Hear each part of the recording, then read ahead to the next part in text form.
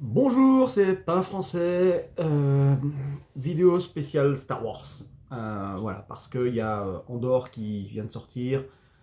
Je vais pas faire une critique d'Andorre tout de suite, ça sera sur une autre vidéo. D'abord, je vais vous parler de mon rapport à Star Wars, euh, à la Guerre des Étoiles. Comme vous pouvez le voir au-dessus de moi, il y a un puzzle du Mandalorien, il y a bébé Yoda à côté. Voilà, si je cherche un peu, je dois avoir des cosplays, je dois avoir des bandes dessinées. Enfin, il y a un coin Star Wars qui est là-bas au bout avec plein de pop et d'autres trucs. Ouais, Star Wars, effectivement, les gens disent que c'est important pour moi. Alors, je sais pas si c'est important pour moi. Je suis fan de rien du tout, hein, en vrai. Mais effectivement, il y a eu quelque chose avec Star Wars. Il y a eu quoi? Et ben voilà. Star Wars sort en 1977 sous le titre La Guerre des Étoiles chez nous. Et à cette époque-là, j'ai 8 ans. 8 ans, euh, quand on a 8 ans et qu'on voit Star Wars pour la première fois sur un grand écran, je pense qu'avant ça, j'ai dû voir des Disney, des dessins animés, mais rien d'aussi d'aussi magnifique. Je veux dire, purée, quoi, il y a de l'espace, il y a des vaisseaux spatiaux, il y a des combats, il y a de la vitesse lumière, il y a des sabres laser, enfin bref. Pour un enfant de 8 ans, c'était quelque chose d'extraordinaire. Il faut bien comprendre qu'il n'y avait pas de manga à l'époque. On ne connaissait pas les shonen, on ne connaissait pas l'animation japonaise, on ne connaissait pas c'est vraiment le début de la pop culture, en fait, avec Star Wars. Euh, Comment vous expliquer donc la guerre des étoiles? Oui, quand je dis que c'est un shonen, ben voilà, c'est ça. C'est un enfant orphelin qui doit aller sauver une princesse retenue prisonnière dans un château noir dans l'espace, gardé par un sorcier maléfique.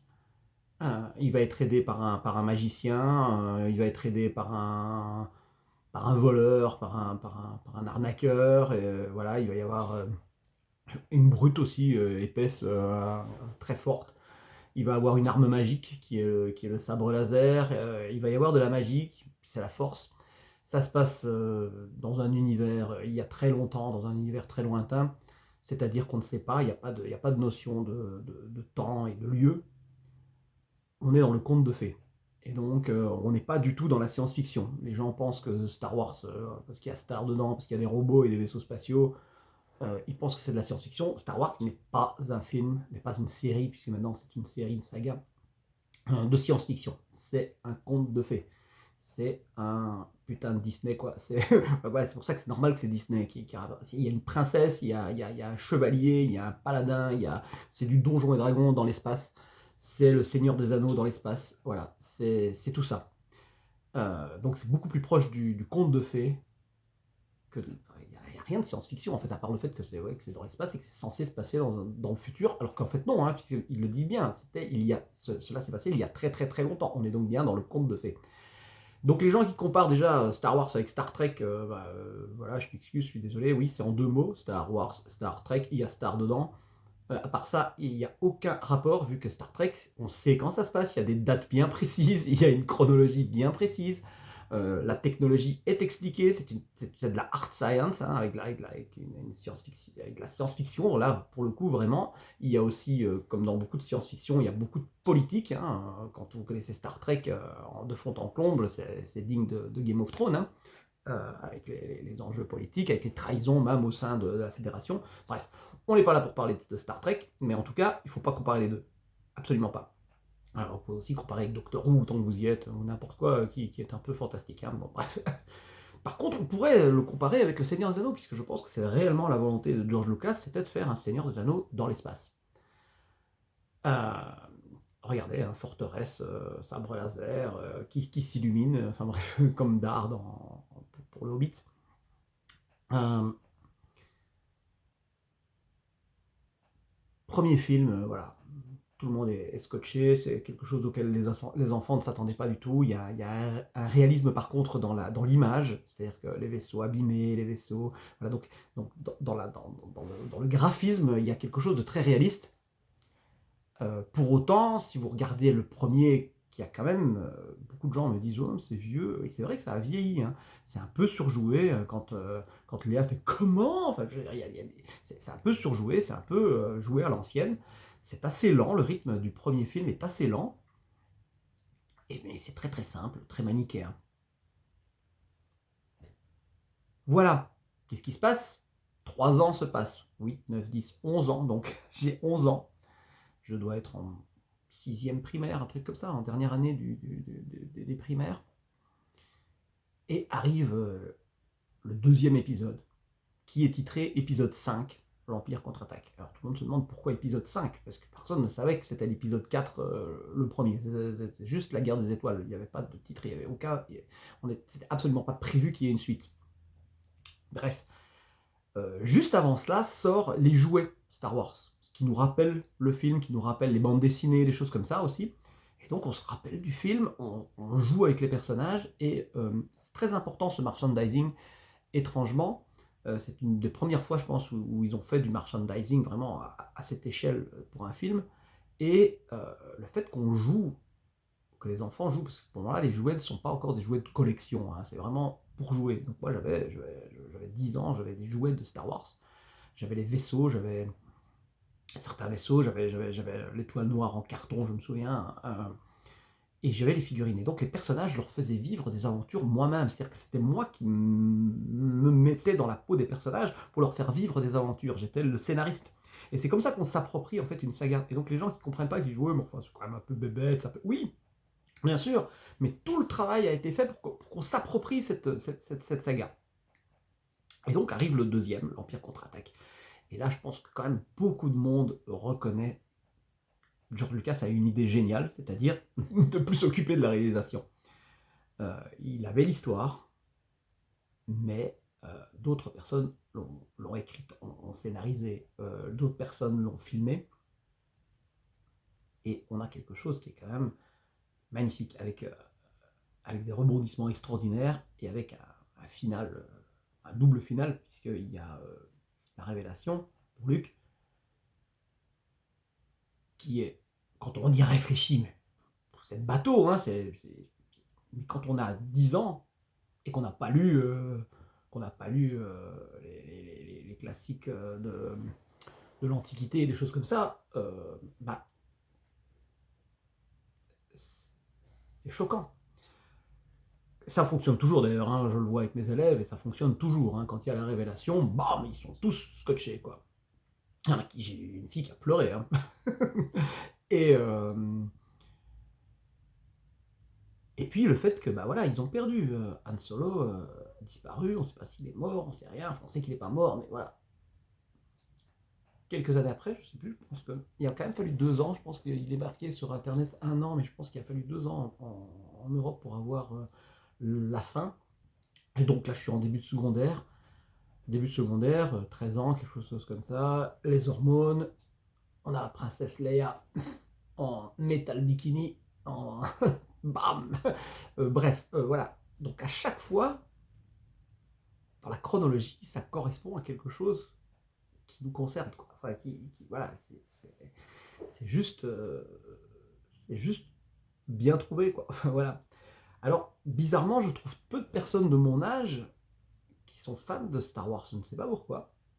En même temps, on n'était pas beaucoup à jouer aux jeux de rôle à l'époque non plus, parce que c'est la même époque où j'ai commencé à jouer aux jeux de rôle, à Donjons et Dragons, et des choses comme ça. Et on est très peu, hein, de mon âge à connaître ces choses-là. Je pense qu'il y a sans doute Akhenaton qui doit avoir mon âge, qui est donc un des membres de I Am, parce qu'ils ont fait une chanson qui s'appelle L'Empire du côté obscur, qui est magnifique. Euh, et donc je pense que lui, c'est un fan de Star Wars de mon âge, à peu près. Mais sinon, la plupart des gens je vois qui sont plus ou moins fans de Star Wars, ils ont 35, 40 ans, une dizaine d'années de moins que moi. Quand est-ce qu'ils ont découvert Star Wars? Je ne sais pas. Je pense avec les jeux vidéo. Je pense que c'est les jeux vidéo qui les ont fait découvrir Star Wars, l'univers de Star Wars. Peut-être les comics books, les livres. À noter qu'il y a un livre qui est extraordinaire, alors et qui n'est plus canon, c'est d'ailleurs dommage, qui est écrit par Timothy Zahn, si mes souvenirs sont bons. Voilà, je vais essayer de retrouver ce livre. C'est la saga de Troll, hein.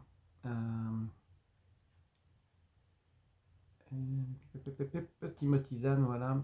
Qu'est-ce qu'on a comme Timothy Zahn, voilà, Troll, mais c'est pas la Croisade Noire, quelque chose comme ça. Bref, c'était la première suite en roman sérieux qui était considéré à l'époque comme canon et qui était vraiment, moi je l'ai lu, c'était vraiment magnifique à lire, très très très agréable. Et en parallèle, il y avait aussi une bande dessinée qui est sortie, qui était pas mal non plus. Je ne sais plus comment elle s'appelle non plus, c'est l'Empire des Ténèbres. Voilà, l'Empire des Ténèbres, je dois avoir un tome ici quelque part, dessiné par Ovech.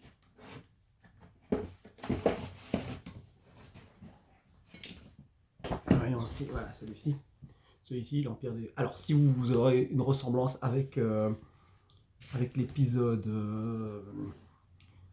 9, bah oui, bah, je pense qu'effectivement, s'ils ont retiré cette histoire du canon de Star Wars, c'est parce que ils ont pris énormément d'idées qu'il y avait dans l'Empire des Ténèbres pour pouvoir faire l'épisode 9.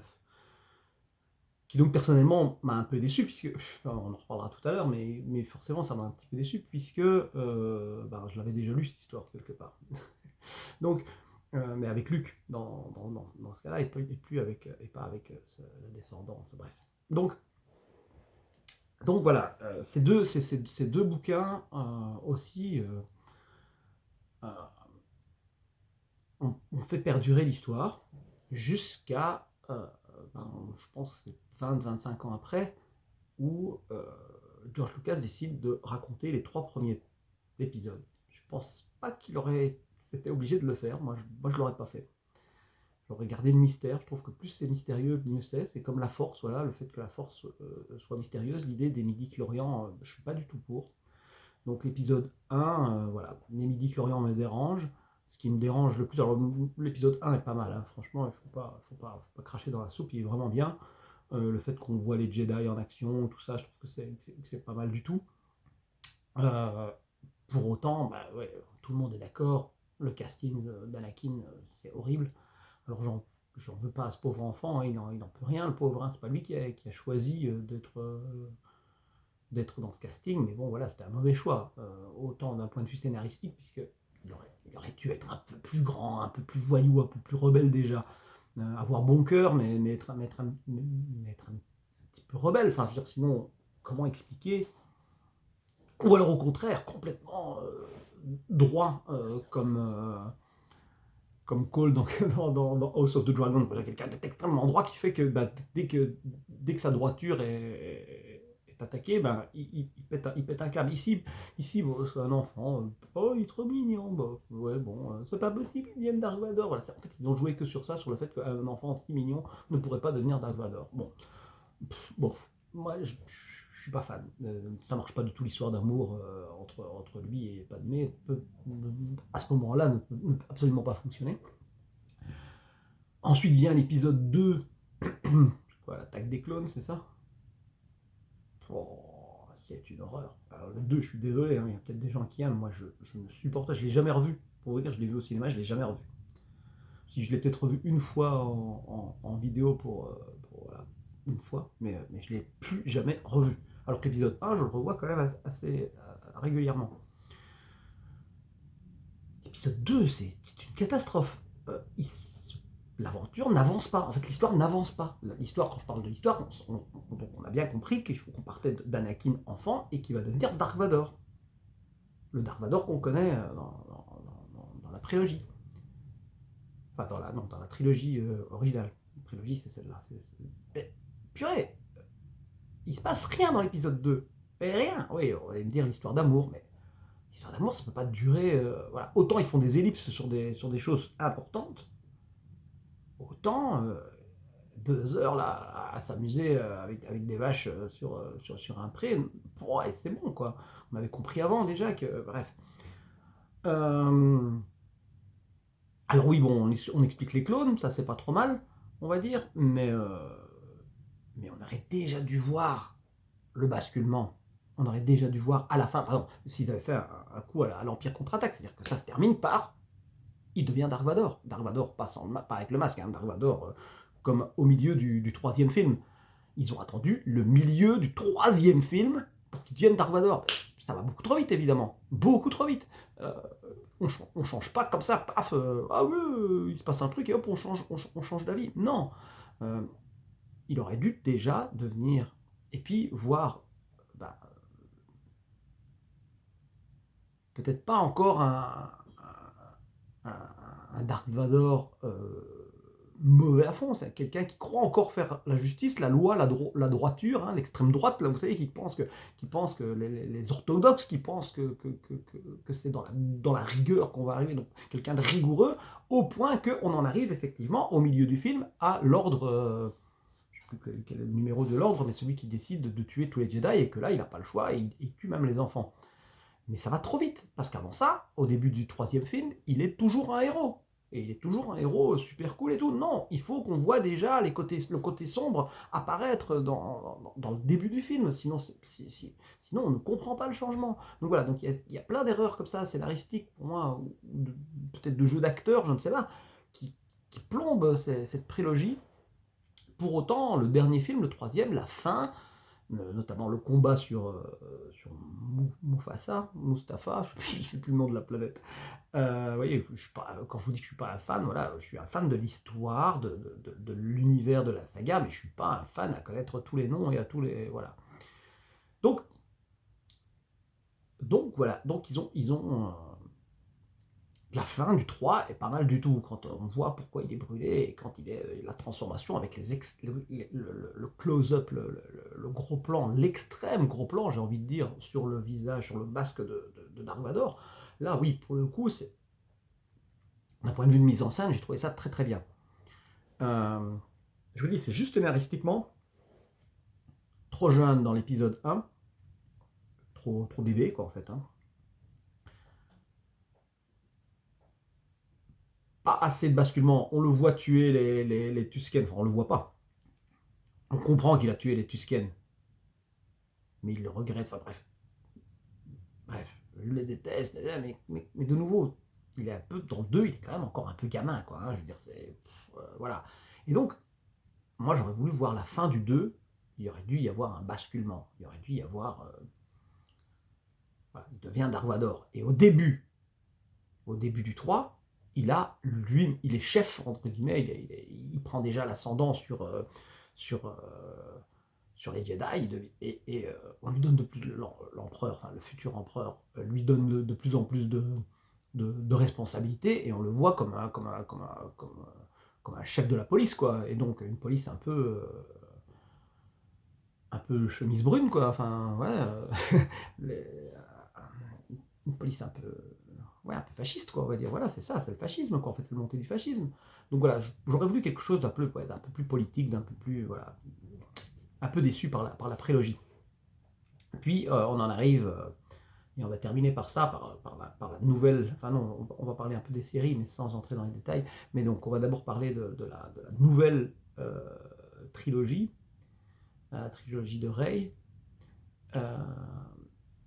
Quand j'ai vu le premier, j'ai pas été déçu. Honnêtement, j'ai bien aimé les caméos, j'ai bien aimé la fin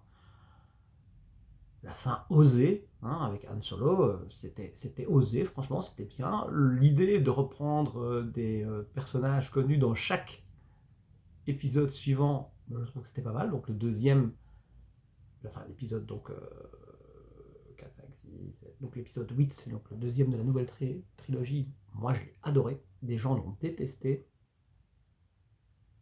Et je pense qu'en fait, les gens ne l'ont pas détesté. Soit les gens ne l'ont pas compris, soit les gens se sont laissés avoir par une promotion, parce que je pense que, en fait, le réalisateur est parti dans une direction que ne voulait pas le showrunner, puisque ça fonctionne maintenant comme une série, hein, le showrunner.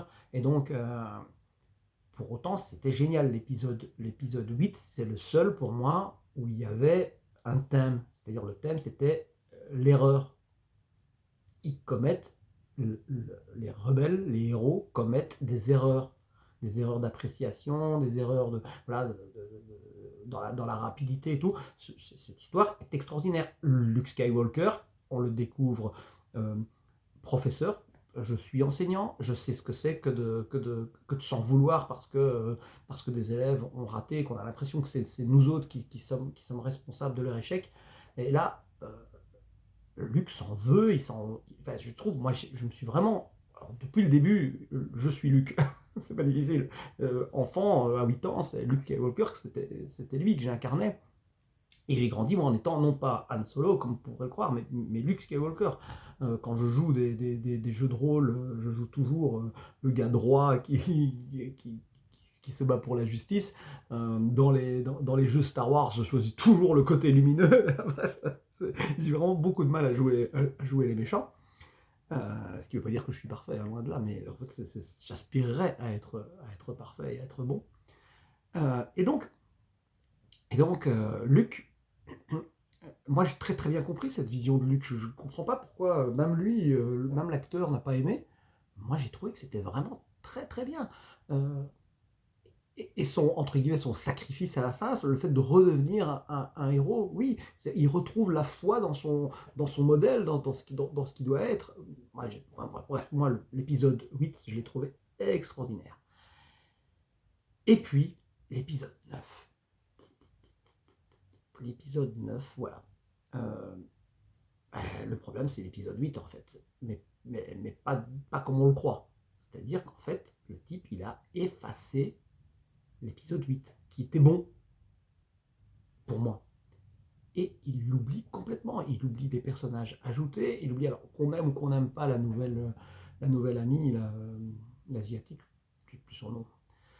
Euh, mais, mais elle est là, quoi. Je veux dire, enfin, c'est bon, quoi. Laissez-lui une chance. C'est quoi ce bashing? Enfin, je comprends pas. J'ai pas compris, moi. Euh, c'est pas un personnage que j'apprécie énormément non plus, j'avoue, hein, mais de là à la détester et à la zapper complètement dans l'épisode suivant, je trouvais que c'était d'une horreur incroyable, quoi. Bref, pareil, on ne résolut pas le triangle amoureux qui pourtant est là. Il est vraiment, voilà, de nouveau, voilà, c'était de l'action, de l'action, de l'action. Ils se sont basés sur le dernier. Alors, il y a quelques interactions entre Rey, alors, voilà, entre Rey et Ben, donc Ben Solo. Et il y a quelques interactions qui sont bonnes quand même. Là, le final, voilà, il est pas mal. Hein, je veux dire, pris séparément, on va dire. Il est bien. Ce que je regrette dans le 9, c'est d'avoir zappé toute la partie précédente. Euh, Pareil, qu'elle choisisse d'être une Skywalker alors qu'elle est une Palpatine, je trouve que c'est un peu bizarre. Euh, Elle aurait pu être, ce qu'il disait dans l'épisode 8 qui était extraordinaire, personne en fait, je suis tout le monde, je suis ni Skywalker, ni Palpatine, ni je suis moi. Et ça, je trouve que c'est quelque chose sur lequel ils sont passés à côté, voilà. Parce que de nouveau, il y a cette histoire de descendance, enfin bref, je ne sais pas. Le fait que la force forcément venue enfin, c'est très moyenâgeux, hein, comme mentalité, quoi. Je veux dire, donc la force, il n'y a que si tu l'as dans le sang, parce que tes parents, ça c'est très noblesse et compagnie, quoi. Je ne suis pas très fan de ça. J'aurais préféré qu'elle soit personne, en fait, comme il le disait dans l'épisode 8, ce qui était pour moi extraordinaire. Oui, elle était personne. D'ailleurs, le combat du bien et du mal qui se rejoint dans l'épisode 8, je reviens à l'épisode 8, pour moi, il était juste extraordinaire. On avait là le yin et le yang, quoi. Le bien et le mal qui s'entraident contre un mal plus grand. Voilà, enfin, voilà. Je trouvais que le 8 était vraiment très très bien. Revoyez-le. Pour moi, il est bien meilleur que le 9. Le 9 n'est pas mauvais dans ses actions, mais de nouveau, c'est de l'action, mais il n'y a plus aucune réflexion philosophique, pédagogique, ce que Star Wars, la première trilogie était en fait. La première trilogie, c'est un film, c'est une série, c'est une trilogie initiatique. Il y a vraiment, ce qui n'est pas du tout le cas de l'épisode 9. Mais l'épisode 8, oui. L'épisode 8 m'aurait redonné espoir que ces thèmes-là soient encore abordés. Alors, que dire? On va terminer par les séries. Le Mandalorian. Il y a les séries animées. qui sont pas trop mal, mais je suis pas hyper fan de l'animation. Il y avait Tartovsky qui avait fait des moments très courts comme ça, quasiment sans parole comme ça. Je trouvais que c'était très très très très bien. Et puis il y avait les Rebelles, là, la Rébellion, là, la dernière série Disney qui était pas mal en fin de compte. Mais je suis pas ultra fan de l'animation en Star Wars. Et puis ben, il y a les séries live maintenant. Et il y a eu le Mandalorian. Alors si vous vous demandez si j'aime bien le Mandalorian, ben, vous regardez, il y a tout. Il y a... Hein, voilà.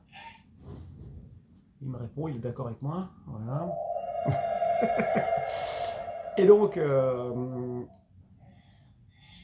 Mandalorian, oui, j'ai beaucoup aimé. J'ai beaucoup aimé. Et alors le final de la saison 2, vous pouvez dire ce que vous voulez, mais bon, il est juste extraordinaire. Ce que j'ai aimé, c'est vraiment le côté serial qui est vraiment pour moi la base de Star Wars. C'est vraiment le serial des années 50 et on le retrouve très fort. Ensuite, voilà, je suis hyper hypé par The Book of Boba Fett. Et là, au troisième épisode, j'ai lâché. J'ai pas pu. Premier épisode, j'ai dit bof. J'ai dit ok, je continue. Je regarde le deuxième épisode, je fais oula, c'est un peu nul. Et puis le troisième épisode, oh, c'était monstrueux. Donc j'ai lâché. J'ai pas su suivre. J'étais dégoûté qu'on ose humilier un personnage comme Boba Fett, qu'on ose faire ça à l'univers de Star Wars. C'était totalement incohérent. C'était incohérent. Incohérent. Et du coup, j'ai lâché. Du coup, j'ai lâché l'affaire. J'ai lâché l'affaire des séries. Et puis, j'entends qu'il va y avoir une saison 3 de Mandalorian, que le Mandalorian apparaît dans The Book of Boba Fett. Du coup, je me dis, bah, il faudrait peut-être que je revoie ça et tout. Entre-temps, il y a Obi-Wan Kenobi qui sort. J'en entends pas spécialement du bien. Du coup, j'hésite. J'ai peur d'être déçu avec tout ce que j'ai vécu, avec tout le pathos qu'il y a derrière Star Wars. Et, je ne le regarde pas non plus, Obi-Wan. Et puis là sort Andor. Alors tout le monde adore Rogue One. Rogue One, c'était une tuerie. Rogue One, c'était génial. Les gens aiment moins Solo, alors que moi j'ai bien aimé Solo. J'ai trouvé que c'était un bon film d'aventure, qui se prend pas au sérieux, qui se prend pas, voilà, mais qui est très chouette. Mais Rogue One, effectivement, était très très bon. Et donc sort Andor, et tout le monde en dit du bien. Et donc je me suis dit, bah purée, je vais regarder Andor. Et donc c'est ce que j'ai fait hier, et je vais continuer aujourd'hui. Je ferai une vidéo pour en parler. Et du coup, bah, j'ai repris, je me suis dit, bah, je vais revoir Obi-Wan et je vais revoir Boba Fett. Je vais faire l'effort de terminer Boba Fett et je vais pas faire l'effort, je vais voir Obi-Wan si c'est bien, si c'est du niveau de Andor. Parce qu'Andor, effectivement, premier épisode, je suis convaincu. Donc voilà, j'espère que une vidéo qui va faire 30 minutes donc. J'espère que vous aussi, vous avez peut-être des choses à dire sur Star Wars, sur ce que ça représente pour vous, sur ce que vous pensez des séries, des bouquins, des jeux vidéo. Voilà. Il y a des jeux vidéo, c'est pareil, hein, il y en a des bons, il y en a des moins bons. Toute la série des Dark Force était extraordinaire. Même ce qui se passait très très fort dans le passé, là, les KOTOR, la Knights of the Old Republic, c'était génial. Voilà. Juste dommage qu'il y ait maintenant des choses qui sont canon ou qui sont pas canon. C'est un peu lourd avec la reprise de Disney. Je trouve que Disney aurait dû tout utiliser en canon, quoi. Enfin bref, voilà. Ou ne rien dire, tout est en légende, en fait, puisque de toute façon, ce sont des légendes. Je rappelle, c'est un conte de fées. Donc il n'y a rien de réaliste là-dedans. Voilà. À bientôt pour la suite des vidéos sur Star Wars. Elles seront estampillées Star Wars hein, dans le titre. 30 minutes pile? Non, il reste encore quelques secondes. On va essayer de couper à 30 piles. Que la force soit avec vous. Et à bientôt. Voilà. 31, 32, 33. Il faut 60. Donc encore 30 secondes à meubler. On termine par Baby Yoda.